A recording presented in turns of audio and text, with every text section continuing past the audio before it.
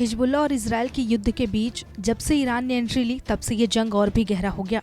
दोनों ओर से चलाई जा रही ताबड़तोड़ रॉकेट और जमीनी हमले इस बात की गवाही है कि इस युद्ध को शांत होने में बहुत वक्त लग जाएगा। अब इजराइल लेबनान पर जमीनी हमला शुरू कर चुका है और लेबनान को खाली करने में जुटा है, इसीलिए कई रॉकेट्स भी दागे गए। वहीं लेबनान की तरफ से इजराइल की सीमा के पास संयुक्त राष्ट्र अंतरिम फोर्स यानी कि UNIFIL के 10,000 जवान तैनात किए गए। इसमें अब भारत की भूमिका भी नजर आ रही है, क्योंकि भारतीय सैनिक भी UN सैनिकों में शांति रक्षक सैनिकों के तौर पर तैनात किए गए हैं। ऐसे में भारत की तरफ से फिलहाल कोई पहल उन भारतीय सैनिकों को खतरे से बाहर निकालने या वापस बुलाने के लिए नहीं की गई है। इजराइल का दावा है कि वो हिजबुल्लाह के ठिकानों को ही निशाना बना रहा है। लेबनान के दक्षिणी इलाके में इजराइल की सीमा के पास संयुक्त राष्ट्र अंतरिम फोर्स के 10,000 जवान तैनात हैं। संयुक्त राष्ट्र की सेना मांग कर रही है कि इजराइल और लेबनान के बीच सीज फायर हो। संयुक्त राष्ट्र ने कहा कि इस हमले में 2 शांति रक्षक सैनिक घायल हुए। इजराइल के मेरकावा टैंक ने दक्षिणी लेबनान के नकूरा इलाके में संयुक्त राष्ट्र की चौकी के पास तोप के गोले दागे।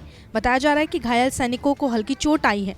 संयुक्त राष्ट्र के प्रवक्ता ने कहा कि भले ही शांति रक्षक सैनिकों को गंभीर चोट नहीं आई है, लेकिन फिर भी वो अस्पताल में ही रहेंगे।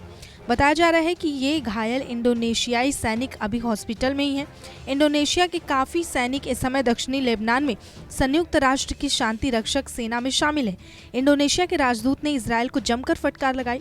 उन्होंने कहा कि इजराइल खुद को अंतर्राष्ट्रीय कानून से ऊपर समझ रहा है। संयुक्त राष्ट्र शांति रक्षक सैनिकों के प्रमुख ने कहा कि ये शांति रक्षक सैनिक गंभीर खतरे का सामना कर रहे हैं।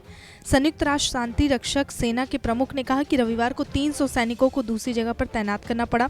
अभी 200 और सैनिक को दूसरी जगह तैनात किया जाएगा।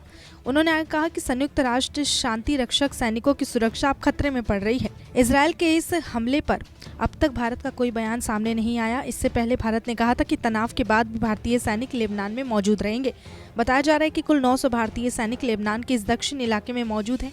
इजराइल इस इलाके में बफर जोन बनाना चाहता है, इसलिए जमीनी अभियान चला रहा है। नमस्कार, मैं हूं मानक गुप्ता।